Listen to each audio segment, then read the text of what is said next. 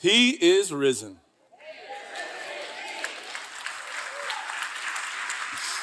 I swear, we do this every year and about 12 of y'all know how it works. That tells me most of y'all didn't grow up in church, which I love being a part of a church that most of y'all heathens and knuckleheads didn't grow up in church, but y'all showing up here keeps it exciting around here. Y'all are very exciting. When I say he is risen, all them church folk, what y'all say? He is risen indeed. I'm curious, so how many of y'all were raised in church? Now, I'm not asking did you go to church when you were a kid. I'm asking how many of y'all was raised in church. Like, I started going to church 9 months before I was born. My mom drugged me there. I'm talking Sundays, Wednesdays, youth choir. I'm talking about felt board Bible studies and stories. Come on, somebody. About 12 of y'all, cool. How many of y'all was raised in the church? I want to just see your hand go up right quick. All right, I just want to see you need therapy this morning, that's all. Yeah, boy. Woo. Church folk can get wild now. Man. Woo. Yeah, Easter's such a fun time to get to put together an apologetic sermon, which apologetic, when you're talking about theology, doesn't mean apology. It means to make a defense for something. Look, and I want y'all to know, I know that there's a whole pile of y'all in here, and there was a pile of y'all in the last service and at the sunrise service and watching online all over the globe. I want y'all to know that I know that the whole idea of resurrection is still suspect to a good group of y'all this morning. Hey, I get it. And just so you know you're in good company, even the disciples of Jesus who followed him, who he told, we have recordings of him telling them 21 times he was going to raise from the dead, which I'm sure he told them hundreds of times. They did not believe that he would. And even after he was raised from the dead, they did not believe that he did. All right. So you're in good company this morning. It wasn't until they had an encounter with the resurrected Jesus. They ate meals with him, had conversations with him. Jesus appeared to hundreds of people at a time at that particular point in history. During the 40 days he walked the face of the earth after his resurrection, before ascending back into heaven in front of an audience, by the way. None of this was private. There was hundreds of people watching all of these things happen as Jesus is interacting in the regular rhythms of his life. I want you to know you're not alone, though. And the whole resurrection being a little suspect today. So I was very tempted, and over the last 6 months, I've been kind of putting together this apologetic conversation, kind of making a defense for the resurrection of Jesus, but it's probably gonna have to wait till next year. Because this week, I've been feeling the Lord impressing upon my heart that we're just gonna assume that a resurrection happened, and we're gonna look at the resurrected Jesus, and I want you to see some of the beauty in his resurrection and what it means for you. For a broad swath of y'all, particularly the group of y'all that's probably, you showed up here maybe out of social obligation, moral obligation. Somebody said they were gonna hook you up with lunch. You come to the family picnic as long as we can drag your sorry butt to church finally.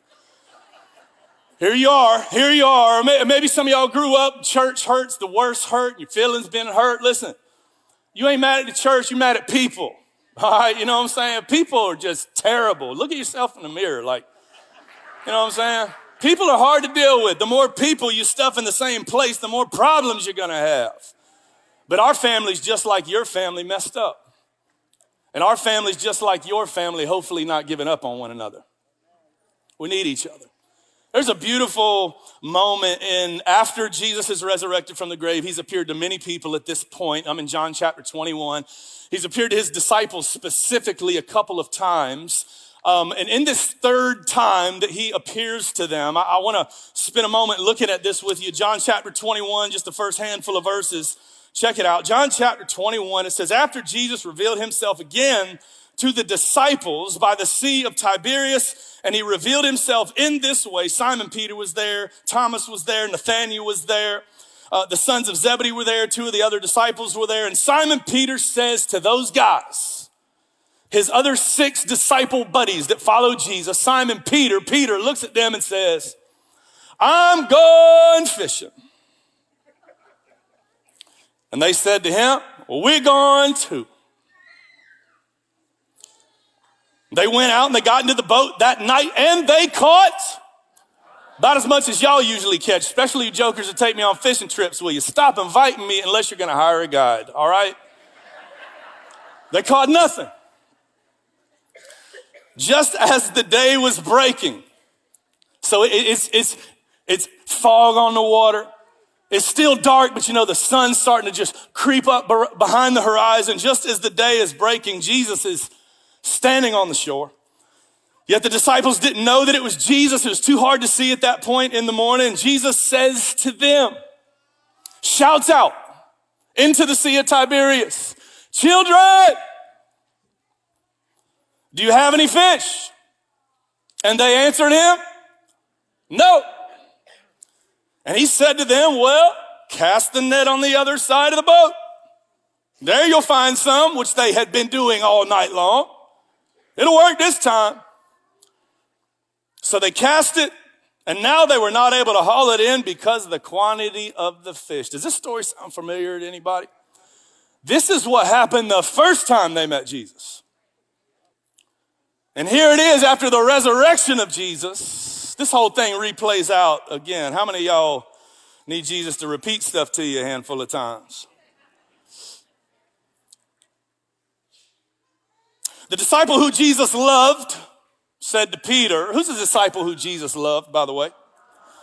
Hey, good job. You know how we know that? He's the one that wrote the book. All right? I guess if you get your own book of the Bible, you get to refer to yourself as the one who Jesus loved. The disciple who Jesus loved, therefore, said to Peter, it is the Lord. And when Simon Peter heard that it was the Lord, he put on his outer garment. Us Floridians know you don't put on clothes to get in the water, you take them off. But Peter puts on more clothes, for he was stripped for his work throughout the night. He was hot and sweaty, and he threw himself into the sea, fully clothed. And the other disciples came in the boat, dragging a net full of fish. They weren't far off from the land, only about 100 yards, if you're in the boat. If you're swimming with your clothes on, it's 100 yards. And when they got on land, they saw a charcoal fire. I want you to look to the person next to you and say, charcoal fire. Now, I want you to also look at the person who was not your first choice. Fellas, I hope you turned to your wife and said, charcoal fire on that one. Look to the person who was not your first choice and say, charcoal fire. Woo. They saw a charcoal fire in place with fish laid on it and bread, and Jesus said to them, bring some of the fish that you have just caught. So Simon Peter went aboard, hauled the net ashore full of large fish, 153 of them. And although there were so many, the net was not torn, which is a miracle of itself. And Jesus said to them, I want you to say these words with me. Jesus said to them, come and have breakfast. Now, none of the disciples dared ask him, who are you? Because they knew that it was the Lord. And Jesus came and took the bread and he gave it to them. And so he did with the fish. This was the third time Jesus was revealed to his disciples after being raised from the dead. Clearly, this story is about the revelation of the resurrection of Jesus. This is yet another eyewitness account of Jesus showing up, eating a meal, doing life stuff with people after his resurrection. But did you notice as we were reading through it that it seems as if the camera keeps panning over and zooming in on a particular disciple in this story? Did you catch that? Who was it? Peter. Yeah, let me give you a little backstory about how we got to this moment. Peter and Jesus have now seen each other twice prior to this moment since Jesus' resurrection. But the last time they talked went a little something like this prior to Jesus' crucifixion. The last time they spoke, Jesus told the disciples, I'm about to get arrested, thrown on death row, crucified, but don't worry, fellas, I'm going to rise again on the third day. Peter, who can never keep his mouth shut, pipes up and says, oh Lord, no, they won't. They can lock me up and throw away the key. I'll give my life before I let that happen. And Jesus says to Peter, oh no, you won't. As a matter of fact, the opposite's going to happen. Before the rooster crows tomorrow morning to wake everybody in town up, you will already have denied it that you knew me 3 different times. Guess what happened that night? Jesus was right, tends to be right. Peter denied that night that he even knew Jesus. Not that he didn't know about him. He denied association with him. He denied that he even knew Jesus 3 times that night. Now fast forward. Since the resurrection, Jesus and Peter have been around each other twice. Jesus has appeared to his disciples a couple of times, and Peter, who can't ever seem to keep his mouth shut, didn't say a word. Why? Peter is so overwhelmed by shame and guilt and defeat. Because the last time he was with Jesus, he swore that he would be faithful to his best friend and his Lord and his rabbi and his master, no matter what it costs. But instead, Judas wasn't the only one that betrayed Jesus that night. All 12 of them did. Peter denied even knowing it. And so Peter, in seeing this resurrected Jesus, he's ashamed, he's embarrassed, he's wondering, what must Jesus think about me? I know he knows. You know what Peter's response was to that? Well, I'm going fishing. I'm going fishing. Now, there ain't nothing wrong with going fishing if you've had a tough few days, tough few weeks. It's nice to pick up a cane pole, hang your feet off the dock, just wet a line in the water, unwind a little bit. That ain't what Peter was doing here. Peter was so ashamed, so embarrassed that he was defaulting back to who he used to be. He wasn't just going fishing with a fishing pole. He was going back to the charter fishing business, commercial fisherman. He's so ashamed it was just easier to go back to what he knew because he didn't turn out the way that he had hoped. He never became what God had said. I mean, this was Peter the rock that the church was going to be built upon him. And he couldn't even stand up for his best friend in his most desperate hour, but instead he abandoned him. And he abandoned the idea that he even knew him. So what did he do? He just went back to what was comfortable, the old him. But here's the reality is Peter's not a fisherman anymore. Jesus found Peter fishing and called Peter out of fishing. Peter was a fisher of fish until he met Jesus, and then he became a fisher of men. Peter didn't fish for fish anymore, he fished for men. Peter had been with Jesus when the blind was made to see and the deaf was resurrected from the grave and the lame was made to walk. He was standing there with Jesus at the top of the Mount of Transfiguration when Moses and Elijah appeared and Jesus was in his full glory in his presence. He's seen Jesus cast out demons. Jesus has even empowered Peter to heal people and cast out demons himself. He's not a fisherman anymore.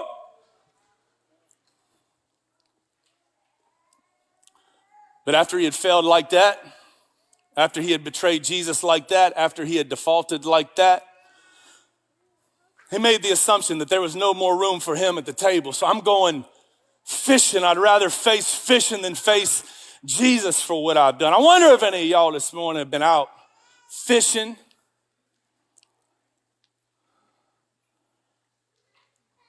I wonder if being out fishing is new, or maybe you've been doing it for decades.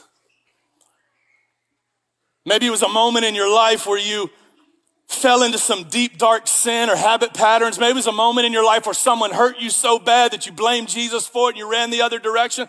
Maybe you are some of the ones that need therapy because you was raised by the church. Maybe you ran through such a hard season of your life and life was coming your way and so many things went wrong that God was just suspect to you because you had asked him to help and it didn't feel like he was.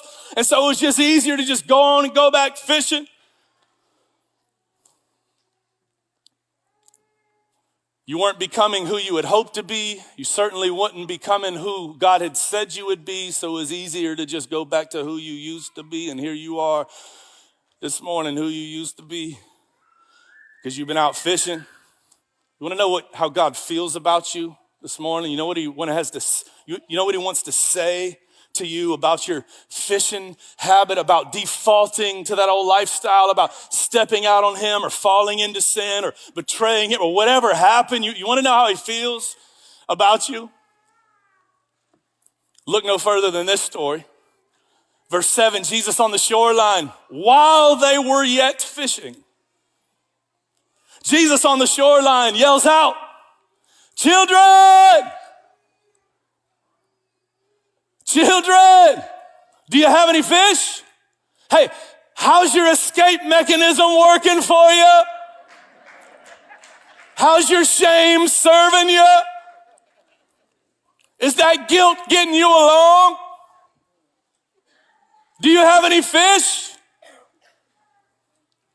He cries out this word, children, in their language is the word paidion. Paidion, which is not, hey kids, or hey little one. It's this intimate language you would only use with a beloved child. It is my beloved child. While they were yet fishing. Children, I know what you've done.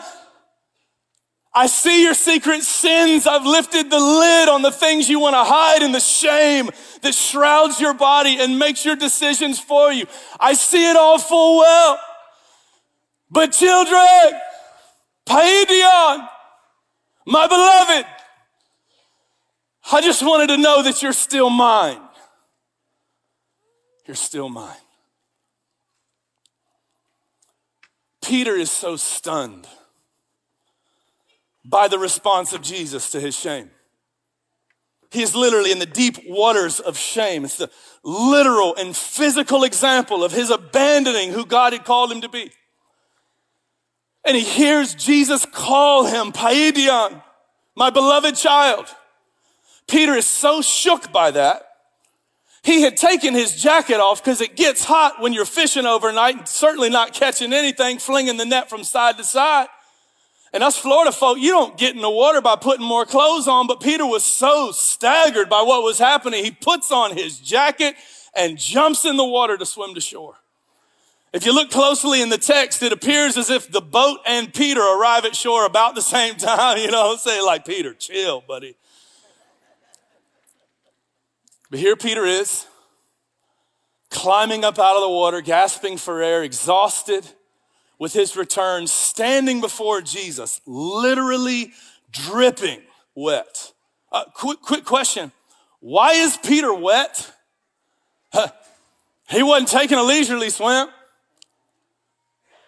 Peter's wet, dripping with the literal evidence of him having abandoned who God had called him to be. And he's standing there before Jesus, soaking wet with the evidence of going back to commercial fishing, smelling like it too. And he stands there before Jesus. And notice he didn't start drying off. He didn't go start cleaning himself up. He didn't go search out for dry clothes before he came to Jesus. He didn't say, give me a minute while I get this soaking wet hair off my face and get the seaweed out of my clothes. He's standing there before Jesus, just as he is, without one plea, every transgression clear, no excuses. You see what Jesus said to him? This would have been a perfect time for Jesus to give him a talking to, right? Oh, not you and me need to have a talk, Peter. When I said children, I was talking to the other ones, not you. What Jesus should have said is what your mama and your daddy and your pastor said growing up is, you go sit in the corner for just a minute. You think about what you've done. That's not what Jesus said to dripping wet Peter.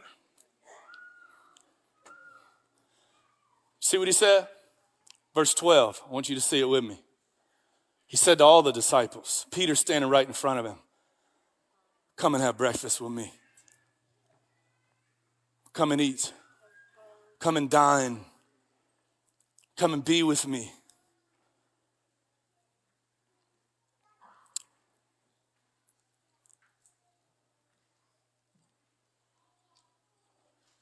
Do you hear the voice of Jesus calling out to you, oh wanderer, that he invited to come into this conversation this morning? You see, this meal that they were about to have with Jesus was a bold and beautiful declaration that Jesus had forgiven them. And let me just show you something very specific that happened right here. I told you to look to your favorite person around you and say the words charcoal fire. We see the term charcoal. They had fires all the time as a part of their culture. We see the specific description of charcoal fire show up twice in the New Testament, 2 times. The second time charcoal fire shows up is right here in this story. Jesus cooking breakfast for his betrayers on a charcoal fire. The first time we see a charcoal fire show up in the New Testament, the only other time, is when Peter is warming his hands standing over a charcoal fire the very first time he ever betrayed Jesus. Coincidence? I think not. Jesus brought Peter back to the place where the abandonment started, where the betrayal happened, where the fear crept in, where the sin took hold. He brought him back to the point of origin over a charcoal fire. You better believe the memory of the betrayal was running through Peter's mind. And over that same kind of charcoal fire, Jesus exchanged his betrayal for breakfast.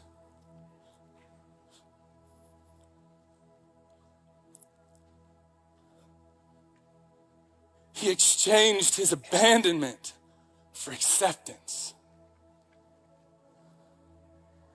A meal wasn't just a meal in their culture, Grace. A meal communicated acceptance, and it was a loud declaration from Jesus that everything had been forgiven.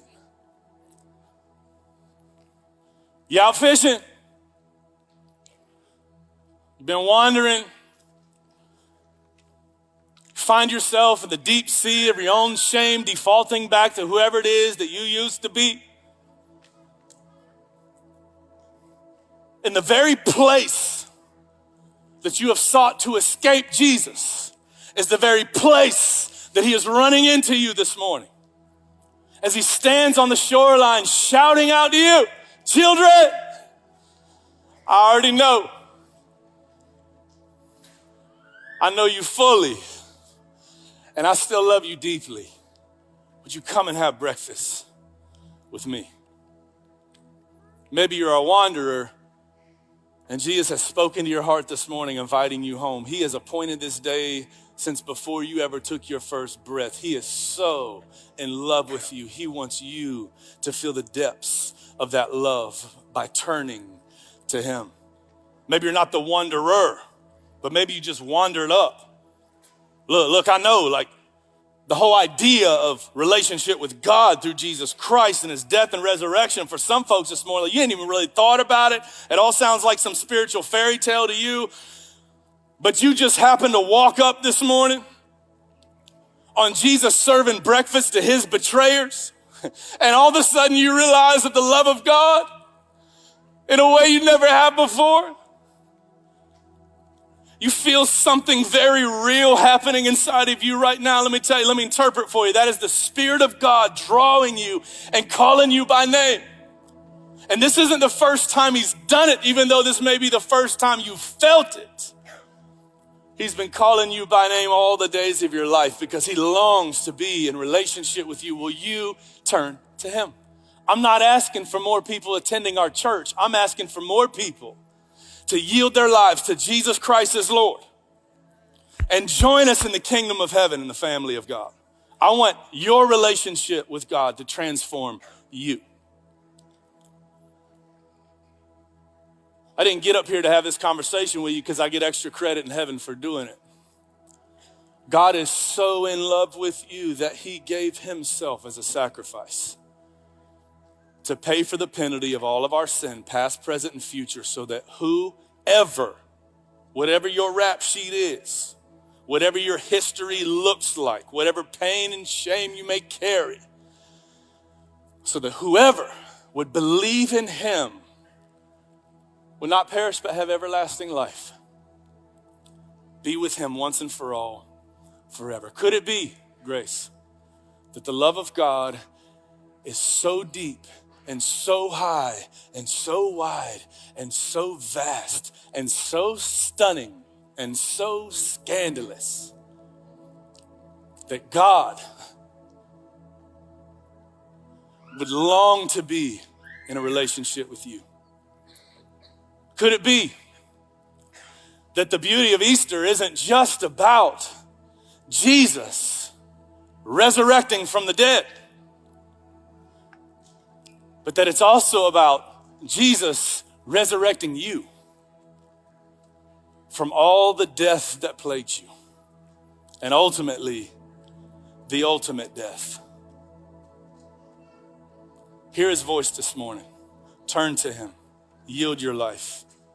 If you are someone this morning that falls in either camp, either you're coming back to Jesus or this is your first time acknowledging his love for you and you long to surrender your life to him, I want y'all to just bow your heads. I can't even see you, so literally nobody's looking at you. But I want you to just, as Peter jumped out of the boat, I want you to just raise your hand to the Lord. It can just be in the subtleness of your seat. I want you to just raise your hand to the Lord as a confession that you agree that he is the treasure above all else, that he's the only one worthy of your life, and that his death and resurrection was enough to forgive even your sin and make you right with him. Make that confession to him in your heart.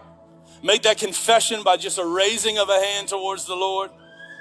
And if you would take a next step, I'm asking you for one next step. I'm not even gonna have you come down here. There's not enough room. But there's a QR code gonna go on the screen. I want you to grab that QR code, and it'll be there at the end of the service too. But grab that. That will take you to a form where you can fill out and let us know God is doing this work in your life, because we wanna walk along with you and grow in our relationship with the Lord together. That's why we exist. We wanna be a part of your journey. We want you to be a part of our journey.